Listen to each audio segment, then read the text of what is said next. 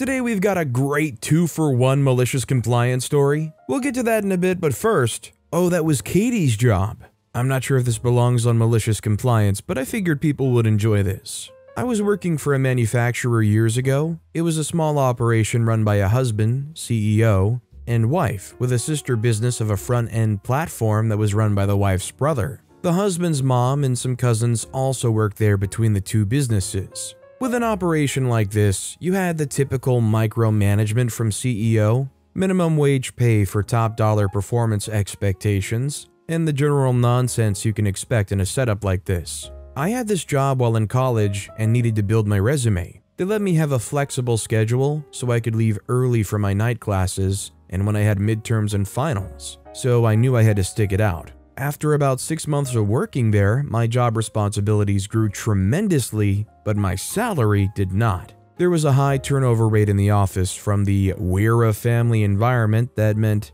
actual family got special treatment and everyone else was expected to do a crazy amount of work without getting any credit. One of my friends, we'll call her Katie, was looking for work and my company was hiring. I told her what she was getting into, but as a recent college grad looking for office experience, she decided to give it a shot. First, my referral bonus never came even after she had worked there for 90 days, and I was told that I shouldn't inquire about it because I referred someone to help the company, not get the extra money. I wasn't in a position to push, so I didn't. I trained Katie in her role as she was taking some of my old responsibilities. Well, the CEO and the wife didn't like how much time the two of us spent talking to each other or how much time we spent away from our desks, which was genuinely us using the restroom and getting water. This made no sense because I handled product onboarding and Katie suggested products for curated events. So it was important that she knew what new products were coming out and when she could start promoting them so that stock wouldn't sit in the warehouse.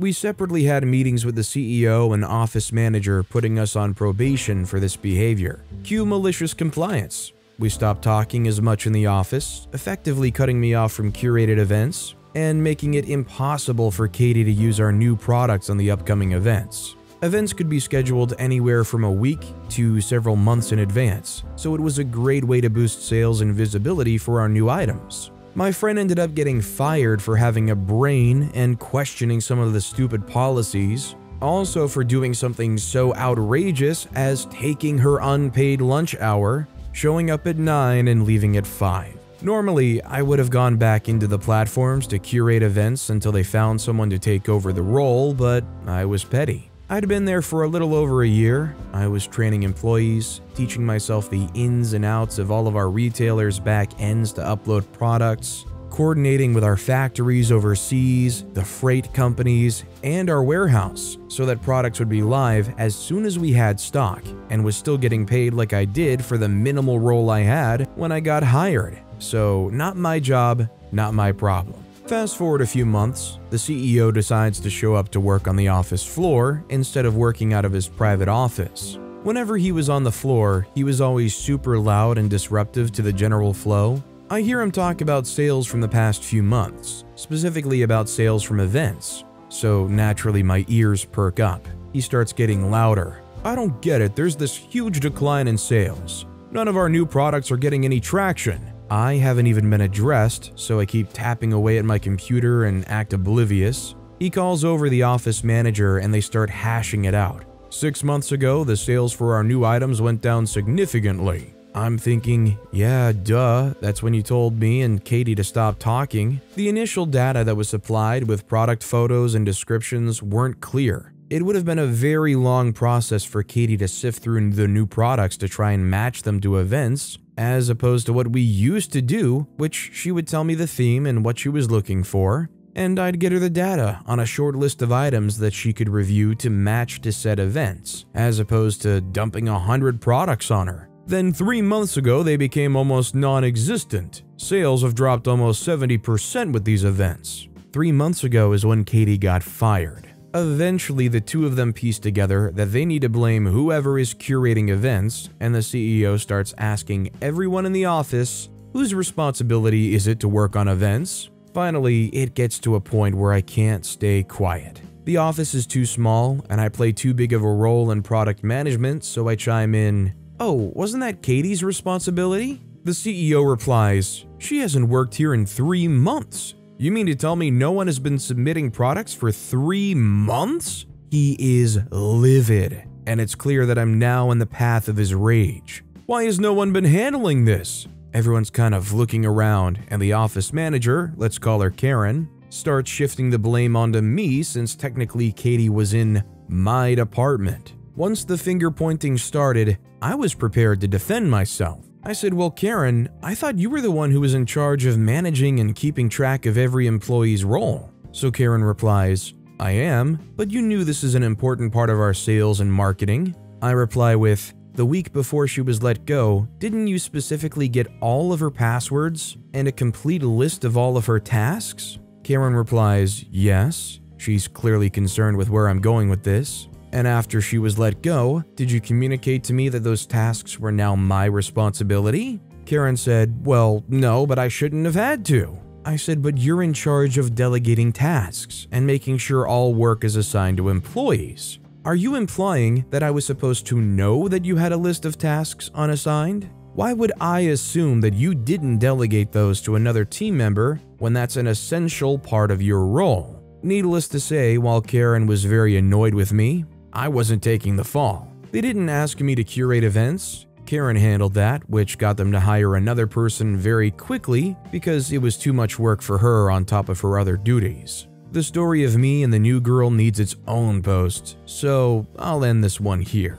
They're literally so backwards with the way this thing works. Do not communicate with the sales team whatsoever. And then when sales plummets because their job is way more inefficient, and then they fire said salesperson, they wonder why it craters. Our next story is paper towel czar? You got it. My female 55, husband male 56, grabbed the second to last paper towel on the roll this morning and triumphantly announced, "Second to last, not it." He then turned to me with a smirk and said, "Since we're on a tight budget, I want you to write down what you used your paper towel for." Cue malicious compliance. On each paper towel I used, I would write what it was used for and place it under the object. The coffee stirring spoon? Coffee spoon. The ice cream scooper spoon? Ice cream scooper. Coffee cup? Coffee cup.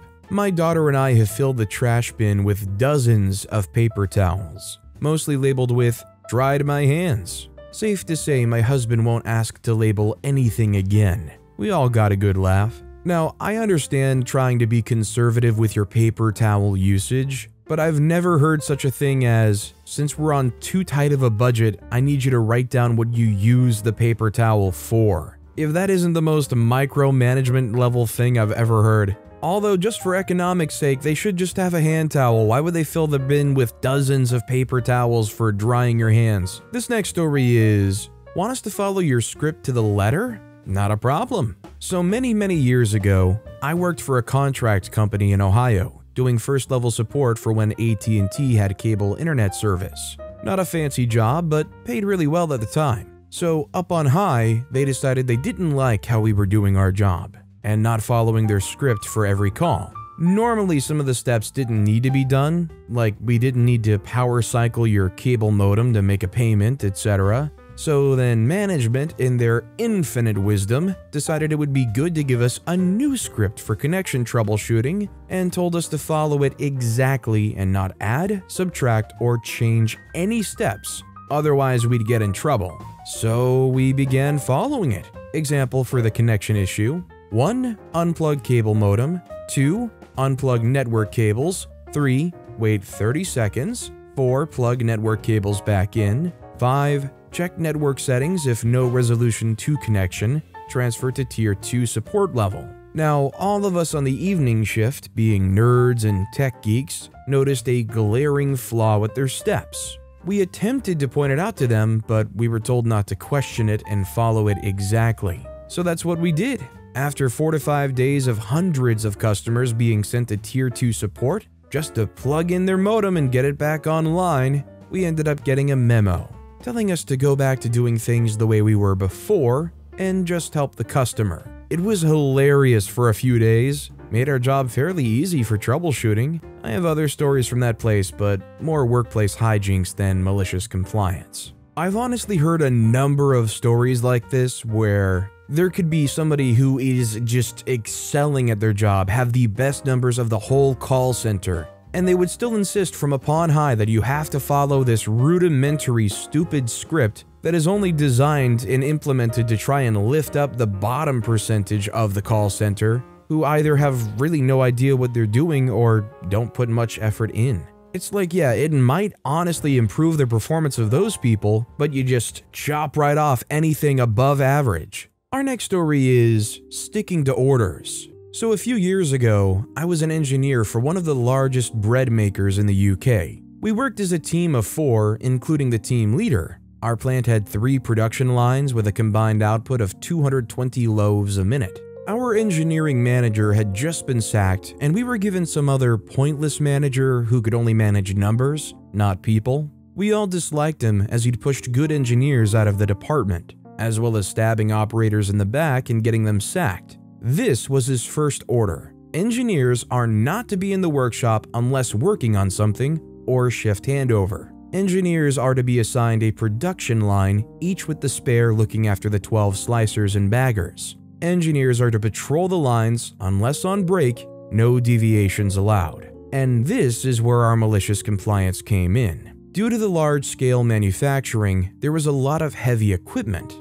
Some jobs could occupy all 4 of us for manual labor. We were also differently skilled. Some mechanical, some electrical, and me as the sole multi-skilled and software tech on our shift. The way the bread is produced, if one part of the line goes down, for example, oven, then all the bread on the conveyors, proofer, and mixer have about 5 to 10 minutes before it becomes scrap.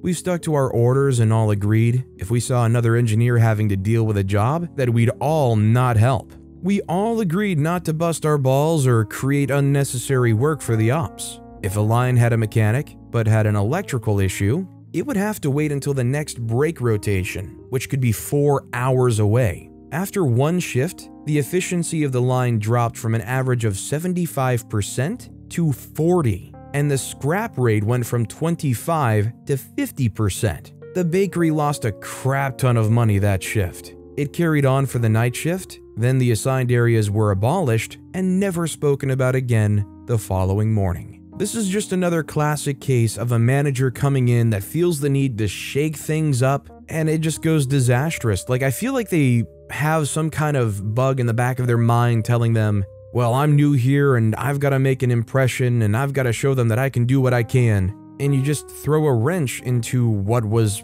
a perfectly functional machine. Our next story is 2 for 1. I work in theater, and right now I'm in a small community show. There is the kid who has never done anything like this before, and I've been trying to give him tips and help him out here and there without overtly giving another actor notes. A big no-no in most theater settings, and also just annoying. Usually he ignores advice by anyone, but people are genuinely trying to show him the ropes, and also there are a ton of unspoken rules in theater. And it's not fair to be annoyed by someone who doesn't know them, so people either give you the occasional heads up, or sit back and watch you make a fool of yourself. Well, today he was not paying attention, and the director told him to do something. I nudged him and told him what she said. I genuinely thought he didn't hear her, and he yelled, "I know what she said, I'm doing something. Don't tell me what to do." Okay. Also, it's worth noting that unless you're bleeding out, when the director tells you it's time to do something, all other activities inside convos should immediately cease. And in general, you shouldn't be doing anything but listening for direction anyway. A little bit later, we were told to run a bit of a fight choreography, and he was goofing off and joking around. I asked if he would like to keep it half speed or full, and he was joking, saying the director told us to speed the whole act up. I was trying to say that it wouldn't apply to a fight because safety is more important, and we can keep it half speed if he's more comfortable. He interrupts me to tell me that he's never felt unsafe about a piece of metal that isn't even sharp. A stage combat rapier. Again, okay. So normally during our first fight, I suggest we take it slow. The director tells me I should be practicing more and it's time to speed it up. I don't argue or throw him under the bus, but I'm very confident about this piece. I just agree and move on. During this, I also tell him what's coming next when he gets stuck, which happens about 3 times. We begin our fight full speed as he requested. We get 3 moves in before he's stuck. I do not tell him what to do and just stand there looking at him until he figures it out. 3 moves later and he's stuck again, and I just stand there waiting for him to do the thing I need to react to. Next he goes for is the wrong one, which could have been dangerous if I didn't block it, so I call a hold and request we go back to half speed. It ended up looking obvious that I knew the choreo and that he was getting lost since we weren't doing it slow and he was pausing to think. I won't be telling him what to do anymore. Sure was pushy of me. You can tell OP's a good person. They were just trying to help out somebody who's a little green, and the new guy maybe is a little overzealous or has an ego and thinks, oh, I don't need your help. What really would have made me happy is if OP said that the new guy came to them afterwards and apologized, and maybe they could have reconciled, but I'm willing to bet this new guy stuck more on the big ego side of things. But with that being said, that's all the time we have for today. Now, if you want to hear another crazy malicious compliance story, check out that video on the left. Or if you missed my latest video, check out that video on the right. That said, I'll see you all next time with some more stories.